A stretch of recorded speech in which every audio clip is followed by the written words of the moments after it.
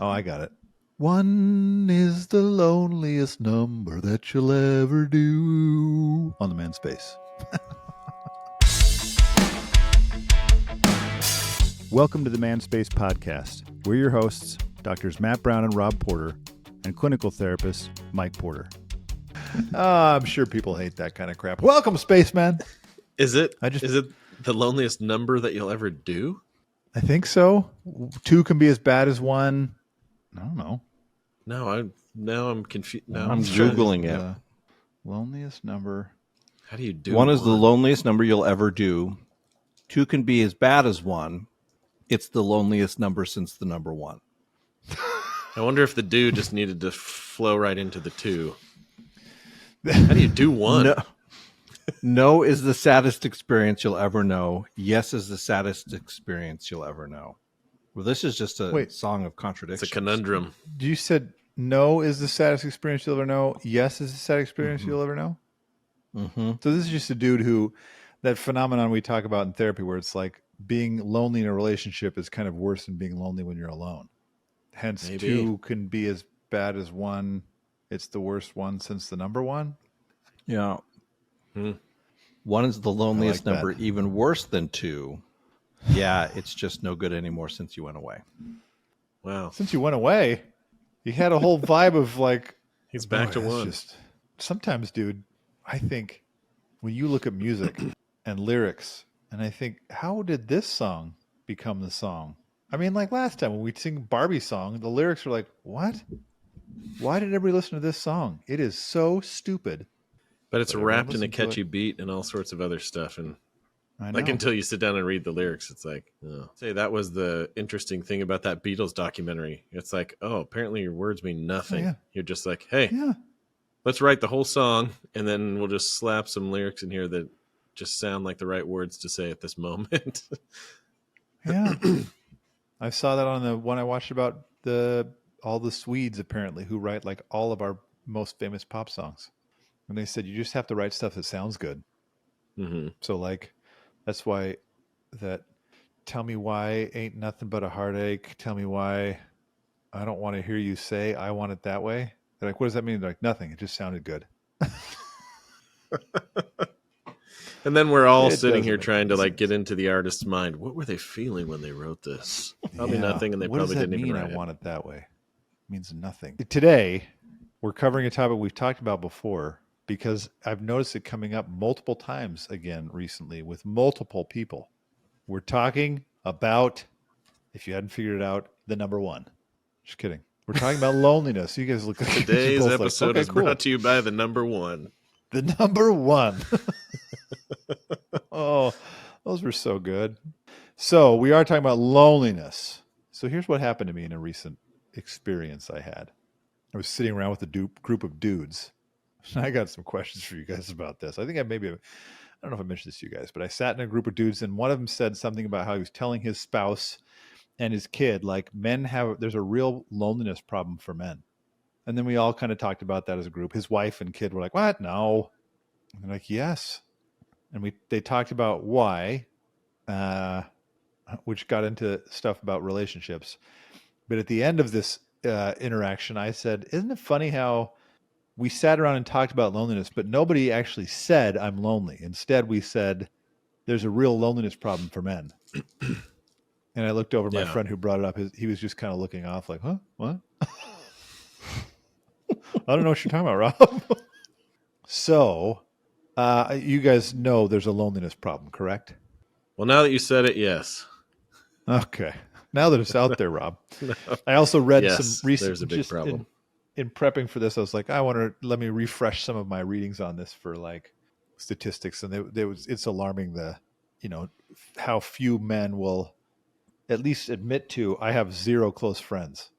And then actually it was kind of interesting. One study said that men who are married report higher levels of I should say higher levels of loneliness or are more likely to report not having any close friends than men who are not married, which actually makes perfect sense to me in a number of ways.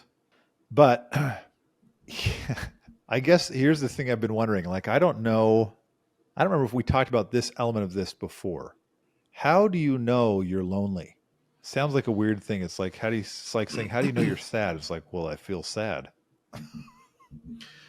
Yeah, I think that there are all sorts of like really technical and clinical definitions of loneliness, because it's like you said, because it's such a huge problem.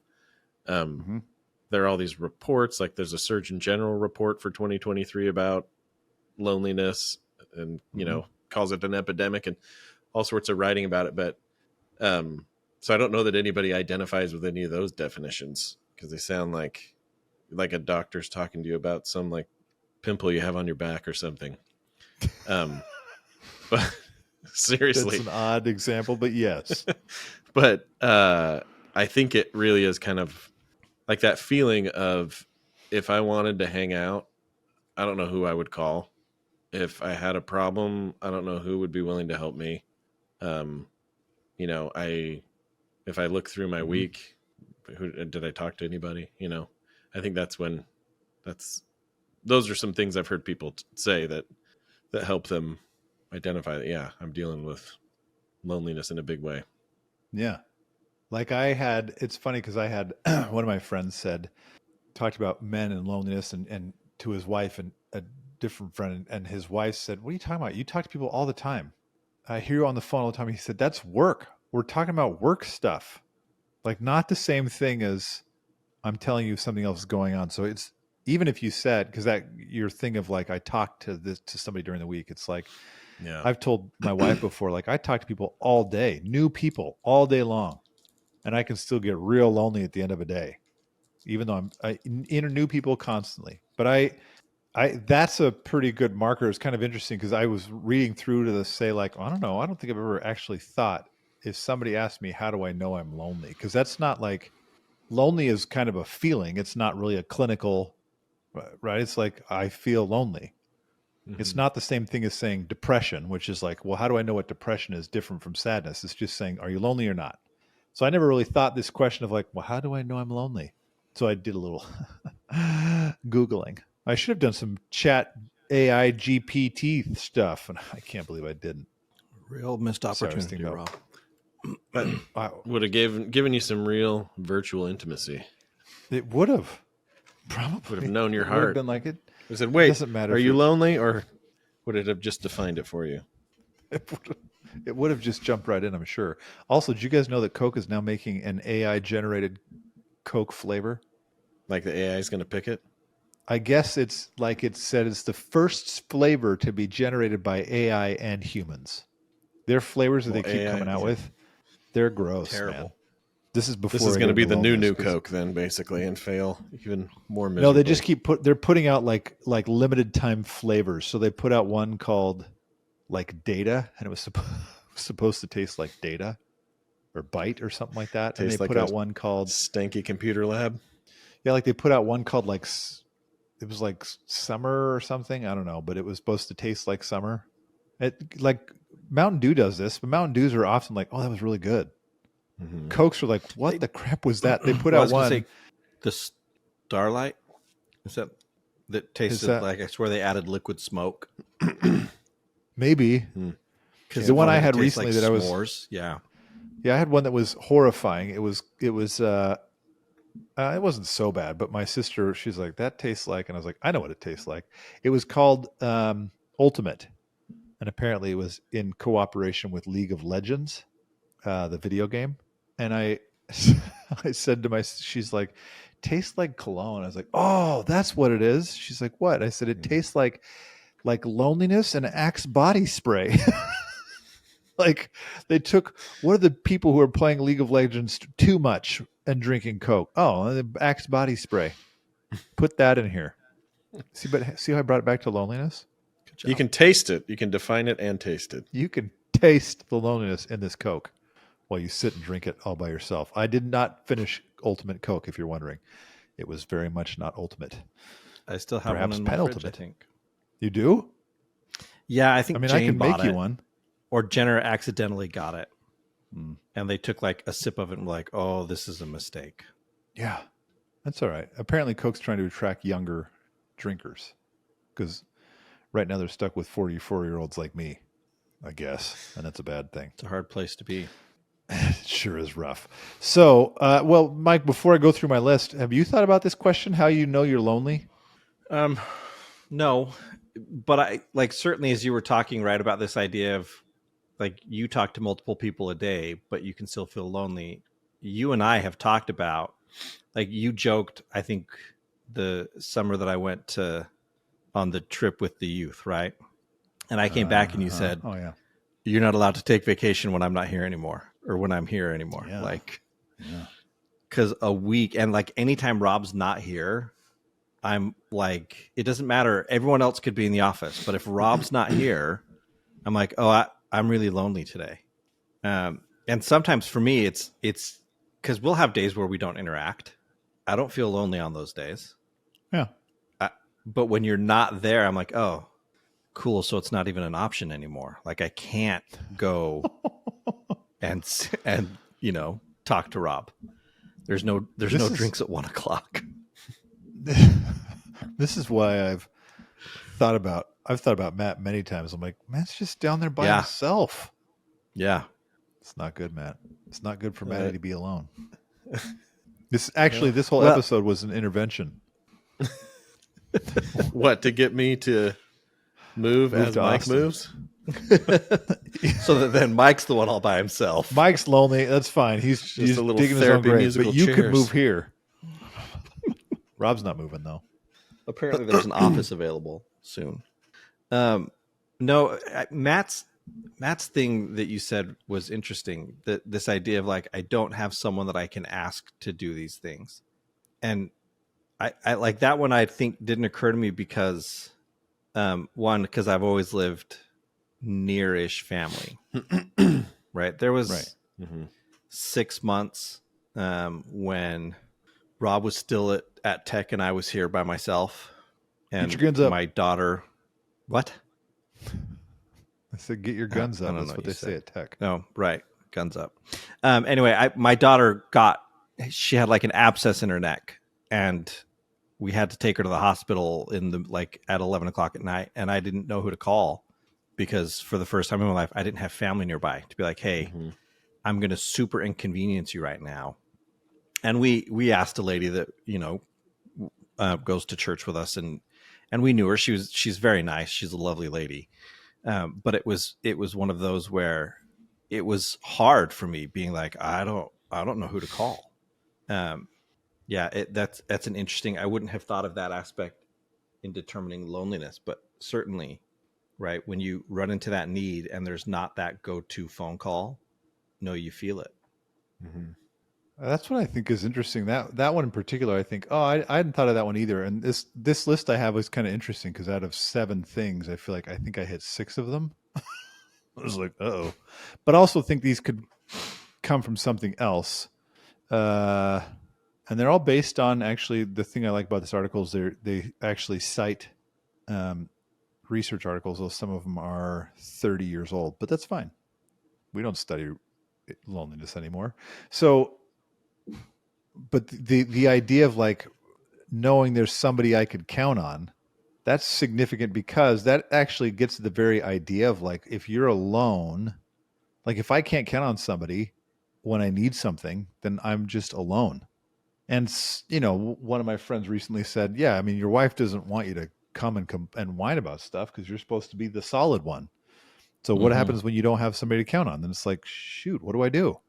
And it's, even if it's like, you can get through whatever that problem is, sure. But the idea that you don't have somebody you could lean on is actually like, ugh, it's kind of a punch in the gut. I don't know where I'd go. It's just me. Mm-hmm. But let me move into this less clinical, perhaps. I don't know. It's all based in, like I said, in research articles. But let me read you some of these numbers, some of these lists. Listicle. And you tell me if this sounds like, yeah, okay, maybe. Because I do feel like, maybe I feel like today we're going to figure out a good assessment for whether or not you're lonely. I mean, generally speaking, I could say to any man listening to this podcast, you're probably lonely. I don't know if that's too pessimistic, but all the research seems to indicate one of the studies I was reading said, it was like loneliness for men is on the increase as is suicide for men. And we're starting to wonder if maybe those two are linked. I felt like, it's another one of those like, thank you, family or human sciences research for telling us what we already knew. All right. So, and actually tell me how many of these things you meet criteria How many for. boxes One, we tick? yeah, exactly. How many? I can't even. I was thinking of listicle, and then thinking about tick, and then I went to lick, and it does. I don't want to keep going from my listicles. So I'll let the listener wonder what I was just saying. So number one, I don't this think is an anyone has to really wonder, Rob. well, still, I could leave it in the air as though they did. So number one, you've become incredibly materialistic. I guess it has to say incredibly because we're probably all a little materialistic. I don't know. So specifically, you feel like it's you want a new house, a bigger car, a higher figure salary. That could all make you happy. But newfound materialism could be could be showing up because of extreme loneliness. So that's number one, which I feel like, yeah, I've had that. Like I shouldn't say I've had it. I've felt it at times where it's like I just want to buy something, which is not. I don't like buying anything. Number two, you can stop me at any point, by the way, and tell me if you don't like any of these. Number two, you're addicted to I don't know if social I like media. the first one already. Okay, so Mike's out. It's meaning I Why? don't know that one. Well, because I don't know. I think didn't you just describe a dude going through a midlife crisis, or anyone going through a midlife crisis? Well, but that's like saying midlife crisis is we a want thing more unto money, itself. bigger house, better car. Yeah, but why? I don't know that loneliness is always the answer. I don't know that's the answer either, but I don't know that it's not a part of that, if not a big part of it. I want something better, something more exciting, a dopamine hit. Like part of what this but is. Then because here's like for me, I think well-timed sucking of the straw. I want a dopamine hit. No, like when my depression is up, I'm more likely to want to spend money. It's not that I'm lonely. It's that my depression's up. Yeah, but this is what's interesting about the idea of loneliness is I think it's something we just kind of Are maybe dismissive even of. as men we just or we just assume it. Yeah, we're all lonely, whatever. and I think maybe some of these things are actually more significant than we recognize in terms of loneliness. And it's a contributing factor for sure to depression. If you're lonely, you're going to probably be depressed at some point, at some level. Yes, but you can be depressed and not lonely. That's true. And you can also be lonely and not depressed. That's why I'm not super sure about this first one, because I think, but I don't know. Anyway, continue.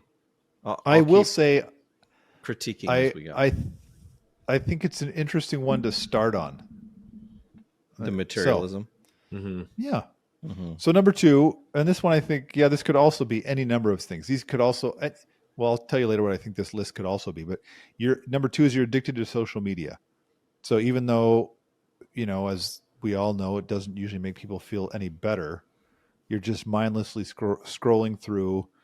Even though we know it does actually tend to increase feelings of loneliness and isolation and inadequacy and all that stuff. So if you're scrolling through a ton, sometimes it's an indicator, according to this article, and I think maybe that you're lonely and it's a way to connect with people. Number three, this one, man, I kept this list, I will say, because I'm trying to say, okay, maybe. But number three, you're constantly envious of others, saying that it's a jealousy. Obviously, is low self-esteem. I shouldn't say obviously, but it can be rooted in low self-esteem. I don't feel good about myself, so I'm jealous of what you have because it's a threat to me or whatever. Although, number four, you. This is where I was like, man, tick, tick, tick. You have eating, weight, or sleeping problems. I'm just going to skip down these last three. Number five, you're bored or restless all the time. Number six, you're emotionally out of control, like you're losing your temper fast. And number seven, you don't know how to be alone anymore. like you have to be around people even though you don't want to be around them. So all of these 7 in theory is saying, not just this particular article is saying that could be a sign of extreme loneliness, not just loneliness, but extreme loneliness. Sorry, where's this article from? I just lost it, man. I opened up a new site. It was a psychology article from it's like a blog, but it's pulling from all these, it pulls from various peer-reviewed articles. I could cite them for you if you want, but no, to me, like listening to that list, I thought, yeah, that's half the criteria I would use to diagnose depression. Mm-hmm. And so my thought was, are they simply using depression as a substitute for, or using loneliness as a substitute for depression? Maybe. Because I thought this list sounds like how I would describe burnout for the most part. Right, which to me, Well, I think is symptomatic of depression. Right. Yeah.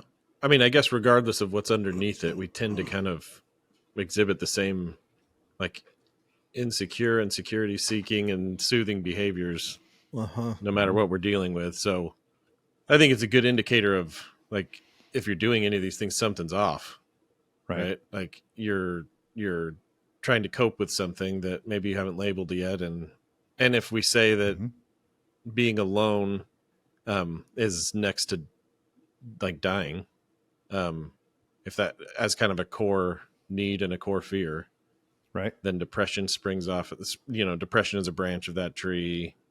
Burnout's a branch of that tree. All sorts of different things, but I guess it just depends on what labeling of your issue makes the most sense to you. But I could see, I mean, this may be somebody's starting point where they say like, oh, like you, like, yeah, all of those, I could say, yeah, multiple for me. Right. And so something's off.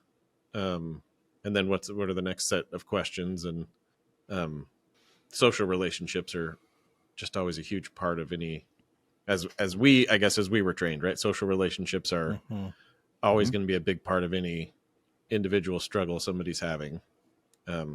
So it might lead to people to start asking questions about their relationships. And then maybe it's like, yeah, I'm coming up empty, right? Or there's not like deep meaning and connection in my relationships. It's just kind of an acquaintance type of a thing, which is also really disheartening and fascinating at the same time. There's this study that looked at like how long it takes you to go from acquaintance to even casual friend. And it's like 50 hours. I mean, again, I don't know how, I didn't look into the study. I don't know how they got this data, right?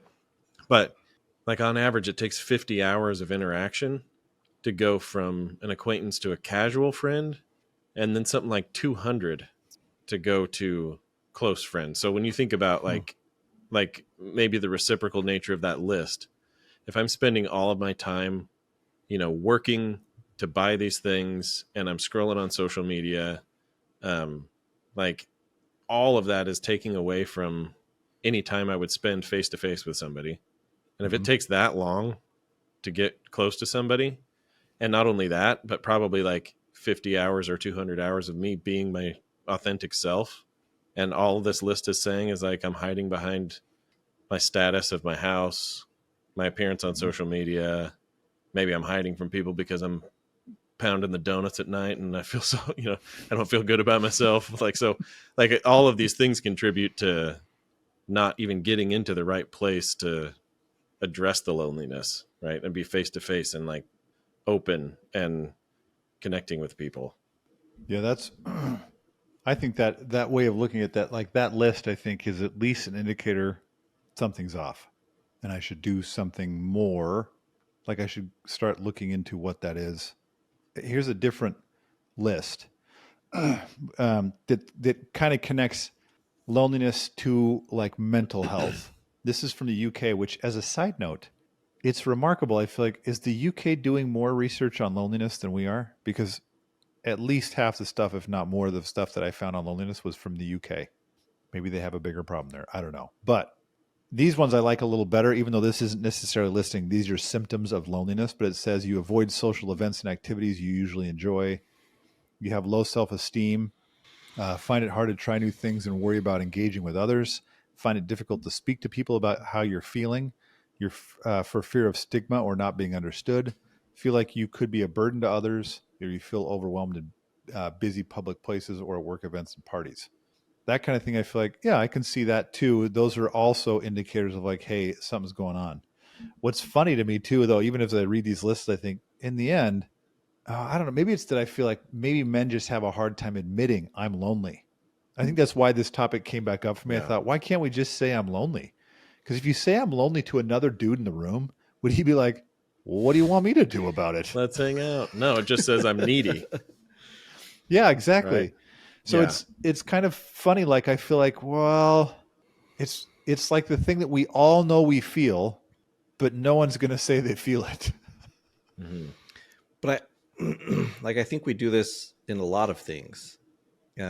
We use language to downplay what the thing is, right?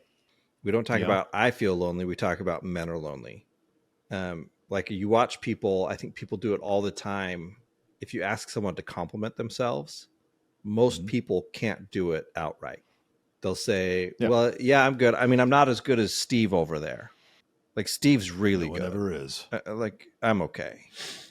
Right. We have this thing where we have to kind of downplay it because I don't know, the vulnerability to admit it outright is difficult.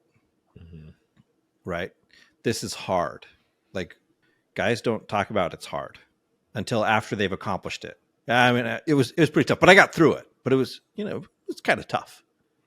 In the moment, we're not saying, "Hey, this is really hard. Can someone help me?" Mm-hmm. Mm-hmm. Yeah, I don't.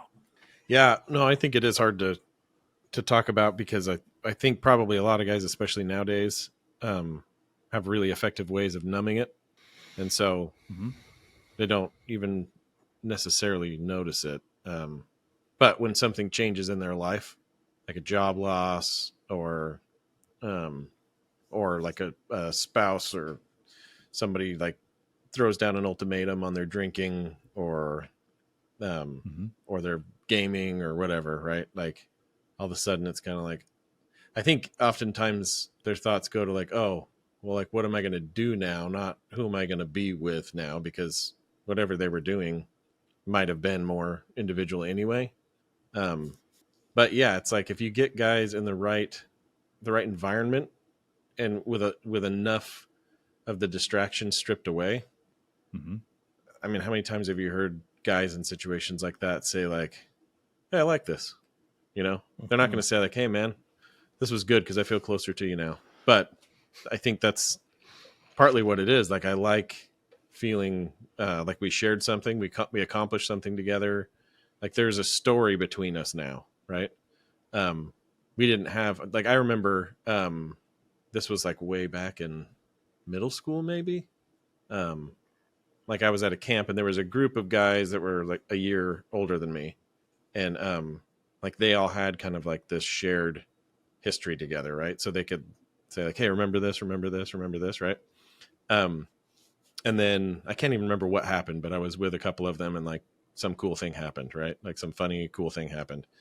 And it was like, oh, cool. Now I've got a thing, right? Like now I've got this connection point and I can be like, hey guys, remember that? But I only had one, right? And they had like 50. So like I couldn't just be like, hey, remember how 5 minutes ago we just talked about the thing between us and we're talking about it again, right? Like, but I think that's where this like time together is so important because it takes a lot of time, and especially maybe more especially with guys because it takes like the right conditions, the right amount of time for certain things that might unfold quicker. For women, like I just dropped my daughter off at school, and it was so interesting to hear like as she was meeting like everybody in her dorm hall. They all were like out in the hallway and started with like a couple of them, and then it just became this like massive group. Like everybody in the hall was like out there, and they just very quickly organized into like, okay, where are you from? What's your major? And some other thing, right? And like they just went around the circle. And then like 2 seconds later, it's like, okay, let's all get each other's phone numbers. Let's start a group text. Let's, it's like instant connection, Yeah. in like 30 minutes, if that. And then when I talk to my daughter, I'm like, so who'd you meet? And it's like, boom, boom, boom. She's like remembering all this stuff, right? So that's not to say that they're all going to be close friends, because even like a couple weeks after that, she was like, I've been spending a lot more time with these people, and these people are off doing this now, and we might communicate about, but you kind of find your little tribe from the bigger Right. interaction, right? But yeah, I can't think, like, I wish I was able to be in the guys' dorm and see like what's going on in there, right? Like, is anybody talking to each other? Are people just like throwing crap at each other? Are people like, do you know his name? I don't know, and like, it's really or are they just trying to guess about each other, right? Are they just looking at each other's stuff and saying, that guy looks like he's this type of guy, right?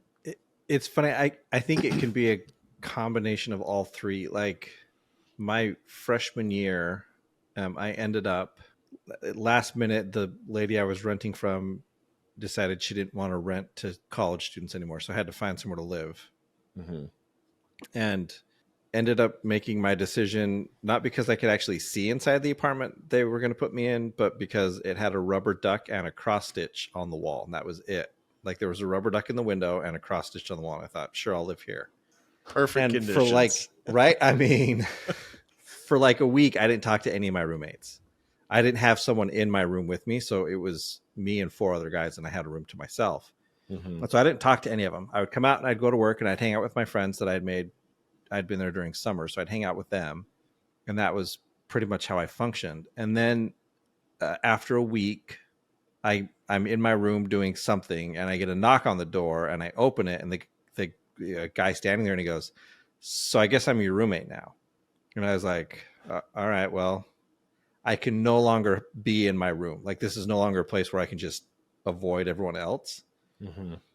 Within 45 minutes, we were really close, the 4 of the 6 of us, to the point where we went somewhere that night, and 2 of my roommates were from the same high school. And so when they introduced themselves and, "Oh, well, how do you guys know each other?" And they said, "Oh, we went to high school together," they just assumed that all 4 of us had gone to high school together, because we interacted as though we had been friends for years, even though we'd known each other for like 3 hours at that point. What would you say happened in those 3 hours that led to that? Because I'm thinking about how this unfolds for guys, and maybe this is an exception, but maybe this happens more often than we know. Well, so I do think it is an exception. We laughed a lot, like that. Like, and to me, laughter is always right. That's how when I would go to classes where I didn't know anyone, I always sit in the back of class, and I will sit and make jokes until someone laughs, and I'm like, okay, I'm going to talk to that guy more, because they're laughing. So like clearly we're going to have things in common, because they're laughing at something I find funny too. But you're putting yourself out there a bit. You're making jokes, and right. But that's right. Like, so there is that aspect where there's lots of times where I'll be friends with someone and not know their name, but I'm totally friends with that guy, but I don't know blue his shirt name. guy. Yeah. Why? Because he's the guy who laughs at my jokes in chemistry class. So I'm going to be friends with that guy. And then I do think there is a lot of, like, I remember sitting in classes and seeing someone walk in and watching them interact with people around them, and watching the kinds of things that they would bring to class, and making decisions about who that guy was based off what I was seeing. And it's like, yeah, clearly I'm not. Like, me and that guy are never going to be friends. And so I do think for guys, there's a combination of, like, I think you're right, Matt. I think with women, it tends to happen more frequently and more naturally, but I think it can happen with guys. Yeah. Yeah. I wish it did more, because I wondered, Gretchen Rubin, who's, she wrote a book on happiness, and I think something else, but, she has like a list of like different types of loneliness, which I found helpful, because it's like, is it, some of them are like new situation loneliness, like I haven't plugged in socially yet, right? One was animal loneliness, which I didn't know was the thing, but I guess like people that really like animals. But but there's the I'm different loneliness. And I think that one's like more persistent, right? And so I wondered about that for guys, because like you said, I can look and he's probably looking too, and it's like, okay, that's not my group, so I won't talk to them, right?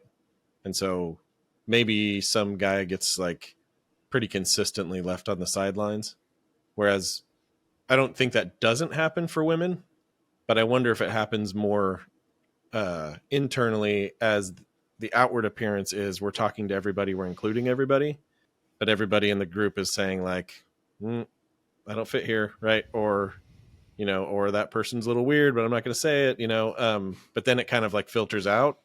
But initially, like, guys don't even get that, like, hey, can we entertain somebody that's different here? We're like, no, that dude's weird. Just leave him alone, right? like, I don't know how well we at least make attempts to say, maybe it's good for me to meet somebody that's different than me, right? And just kind of spark those conversations. But something happened. I mean, you had that shared space, and you start talking, and the four of you guys hit it off pretty quick. But did you, like, I guess what I'm wondering is, more so than expecting that guys will just kind of organize and converse, like, what experiences are there where there's just been like a ball in the room, or like, you know, or like a pool table, or, you know, something that everybody's like, oh cool, I'm gonna go check that out, and then all of a sudden everybody starts congregating, and then conversation starts through like action maybe, and then people start saying things, and then, you know, like, I wonder, that would be a really cool social experiment, just to go put a ball in a room and just see if dudes like gravitate to it or something. Yeah. That's funny thing. I actually can think of a handful of times where at like a high school party or something, the guys, if it's, you know, if it's a boring party, will find whatever version of sport they can. Yeah. Whether it's an outdoor basketball hoop, or if they have a pool table or a ping pong table, and the guys will pretty naturally congregate to that, because it's this thing we can do, and we'll get to know each other as we do it. We don't have to have the awkward, like, you can learn a lot about someone playing with them or against them. Yeah. But that's fascinating. I'm curious, because you can read, and I have various clients right now going through various stages, we'll say, of loneliness. And you can, you know, if you read any number of these things that say, hey, this is how you get out, one of the very first things they'll say is connect to like a social network. Like, you can go on Facebook groups and find somebody who's also into woodworking, or find this or this and go connect. How do you get somebody to do that part? Because it's kind of what you're saying, Matt. Somebody has to approach. You have to be, it's a hard thing to do when you're lonely, when you are in fact avoiding social situations. Because for me, when I've been lonely, if you're alone long enough, you start to feel like something is wrong with me. I'm not a normal human. I can't interact with normal humans. So if the solution is go interact with normal humans, how do you do that? No, I think that is the hardest part, because, you know, what if you go through all the effort of getting yourself there and working through everything you just described, and then you leave feeling like no one talked to me, right? Or and then go do it again next week. Yeah. Well, and I guess that's where I think, almost like you need people in those spaces as well, that know that that's happening, and that make an effort, right? And this is where I feel like we as men really need to step it up, because I can't remember who was in this, but it was an SNL skit about like a dog park. Do you remember that? Oh, and it was is like that the the dog place park where it's like guys go men? to. It was like a man park, basically. Yeah. But the women were going and dropping the men off, telling them we're going, you know. And I think that, as well intentioned as women might be in trying to facilitate male relationships, like, oh crap, did Matt freeze for you too, Mike? Yeah. Matt's so if he's talking, struggling today. Yeah. Well, I'll finish Matt's thought for him. Oh, okay. You finish, then I have a thought, but you go. Well, first. No, I was just, because Jenna and I have talked about this, right? About how often she'll hear women say, "My husband is so lonely, and so let me do this thing. Let me facilitate a way for my husband." And the problem with that is, it's kind of like, to me, it's like trying to force someone to go do therapy. Like, Yeah. you can stick them in the room. There's no guarantee they're going to talk to me. And I think at some point, to kind of answer the question you asked, Rob, like at some point you just kind of have to decide, I want this thing. Yes.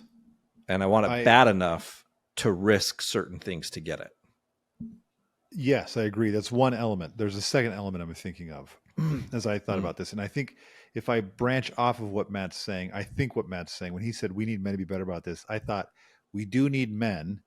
This isn't just about like, are you lonely and how do you get help? It's also saying this, it goes a long way to say, I'm lonely. Let me help somebody else who I know is lonely. Like if I'm in a room in a social situation and I see somebody who's lonely or who's sitting by themselves, then go talk to that person. I mean, it's not like some sort of groundbreaking new theory that we're talking about as far as mental health goes. It's just saying it goes a long way to step outside yourself to say that person needs something that I know how to give. And so I can go give it. I actually feel like the times that I've worked with clients to say, because I agree with you, there are times when it gets bad enough, it's like, I need this thing so bad, I don't care anymore. Like I will go do whatever has to be done to get the thing I need. But loneliness, I think sometimes is so subtle, we don't know we need it. Or we deny it. We pretend, especially because loneliness is what Matt was saying earlier, is weakness. Like it sounds like it's not just, oh, hey, Matt, welcome back. It's not just loneliness for the sake of like loneliness. Like, I get it. You're lonely. It sounds like if you admit you're lonely, it sounds like saying, I'm weird. No one wants to be friends with me. And so nobody wants to say that. So I think it matters. And Matt, we're trying to speculate on what you might have been trying to say when you kind of, I don't know where you lost in the me. distance, but I think I was saying that I was saying I think it matters that men are willing to move past their own loneliness by looking for loneliness in others and reaching out to be the person who would say, hey, come do this with me. And starting to build that 50 to 200 hours of time that's going to be spent because I know you need this. And actually, I need it too, but it's easier for us to say, I'm helping you. I don't need the help. I'm helping you, but it's going to help me get the thing I have to get. Is that what I don't know where you're trying to go, Matt, with when you said we need more men who do this. Were you saying more men who will drop each other off at dog parks?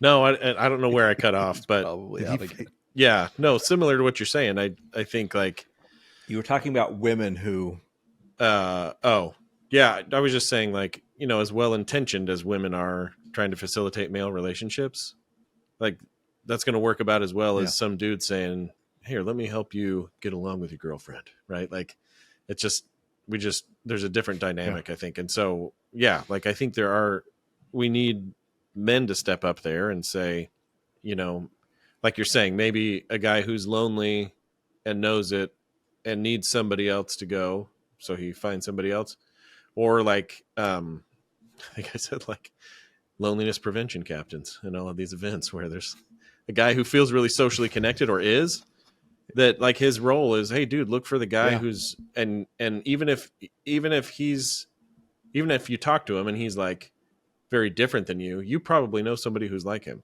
So plug those two guys, you know, in with each other. And, right. Like, I just think that this is a problem that we can solve. And this is an issue that really we shouldn't make other people responsible for, because we need to be doing a better job amongst ourselves. And when we don't, agreed, we burden the women in our lives. And nobody wants to do that. But I will add too that I think it's important. Actually, I try to teach my kids this because I have been the lonely new kid at school in high school and I hated it. And so I think it's important that we teach our kids like, hey, look for the lonely kid at lunch and go sit by that kid. Like if you train that into your kids young, they just learn that's part of what you do in social interactions. You look for somebody who needs somebody else. And like I actually at some point decided I wanted to be the guy that if they walked into a room and felt like I don't know anybody, but I know Rob and Rob always talks to me. And I felt like I want to be that guy by doing that, it made me stop worrying if I went into a room, is anyone going to want to talk to me? I wasn't worried about me. I was thinking, well, I can be that for somebody else. Mm-hmm. So I think it is something we can fix. Just by being the ambassadors of social connection, Yeah, but that's also better. by being willing ourselves to say, being willing to say, hey, I want to step up and for myself and say, hey, I want to go talk to somebody because I need to. Like what you're saying, Mike, eventually you'll get desperate enough that it's like, fine, I'll join this group on Facebook. Great, join a group, something. But I do think it's a problem that's like, man, this should not be happening. If we're all this lonely, it should not be happening. We should just start talking to each other. One of the multiple of these things will say, hey, share your feelings with each other. I think, look, we'll do that eventually. Let us make jokes with each other. And I was thinking, Matt, when you're like, what do the boys do in the dorm? I'm like, probably they're figuring out, okay, whose butt is this bottle rocket going to go into? And I think, cool, we're going to make our jokes and eventually we'll get to a point where we're going to talk about feelings. Like we've talked about before, let the ways that we connect with each other unfold without critique or criticism, right? Because I think, like you said, if that's the way that guys are going to start to get to know each other, like, don't make fun of it, right? Don't say it's immature. Don't say it's, just let it unfold, because that's how it works. And that's how it works best. Again, there are some things I think that could be done differently, but like we'll get there if we're working together. And I think if we encourage each other to also like get off screens, get out of dark caves, you know what I mean? Like, I think that there is some connection that happens there, and there are guys that have friends all over the world because they game with them, and I think that's great, but it's never going to be a replacement. Yeah. Well done. I think going back to something, right, like there's this idea of like, how do we fix this? To me, two things that I thought of, like going back to this idea, Rob, that you had of like, I'm going to be the guy that that talks to people so that they always know, hey, they can talk to me. Yeah. I've done, at this point in my life, I've probably helped, I don't know, well over 100 people move. And one of the worst moves I ever did, like nothing was boxed. The lady had, like, the house was just excessive. And then she had a shed in the backyard that was literally packed as full as anything I've ever seen. At one point, we tipped like one of those side piers to an entertainment center, and just like cat hair just like came down on me. And it was me and I think 3 other guys trying to do this move. And on the way, when we finally hit a point where we had filled the truck and we're like, there's nothing else we can do, we drove, and I was like, I would blow my nose and I would just blow out cat hair. And like, yeah, it was disgusting. But forever after, right, the 3 of us that were still there had this thing in common and had this, story that was unique to the 3 of us. And I mean, I didn't necessarily have a ton in common with either of the guys that were there, but we always had this. And so it was this kind of instant shared connection, right, that we had. And it goes back to that, like, look, if you don't want to admit you're lonely, okay, or if you don't want to, like, hey, can you come hang out with me? Great, then hide behind a service thing, right? Go make someone else's life better. And in the process, see what happens, because something's going to happen. The other one was, Matt, like you had your Smokers Anonymous that you did as the group that you started. And I think, yeah, we're not necessarily going to get guys to talk about their feelings, not right off the bat. Let's just get them talking then. Eat right? meat. Yeah, like give them something to do. Like when we would do this activity and we called it Meat Fest, where the only rule was like it was a lot of meat, and any games that got played you had to be able to do while eating meat. And I got teased for it, and I got, like, that's kind of a dumb activity. Yeah, whatever. All the guys talked because there wasn't that much else to do except eat and talk and play simple games, right? Games that you could talk while you played. And it was like, I watched the number of friendships and the sense of community in this group shift as we did this kind of thing, simply because it was a low pressure way to interact. You know, almost no expectation of what was going to come. Yeah. So there's lots of things that we can do that are simple things that don't necessarily have to say, yeah, I'm lonely, but that can still accomplish this thing of diminishing the loneliness you feel. So spacemen, go to our website, the-manspace, and apply to become a social connection ambassador with your free mail order certificate from the Manspace. And then come back next week and join us on the Manspace. Healing loneliness, one ball at a time. Which balls? We hope you enjoyed the episode. Please remember to Rate and Review. please, we desperately need it.